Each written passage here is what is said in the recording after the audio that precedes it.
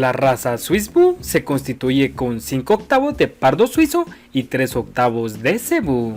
Si en el cruce se busca mayor producción de leche, la base debe de ser suizo-americano.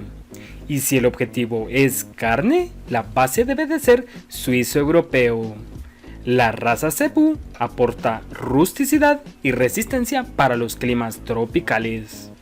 Rancho Loma Alta, líder en ganado lechero en el trópico mexicano, dedicado a la cría de Swiss Boo lechero, Gir y suizo americano.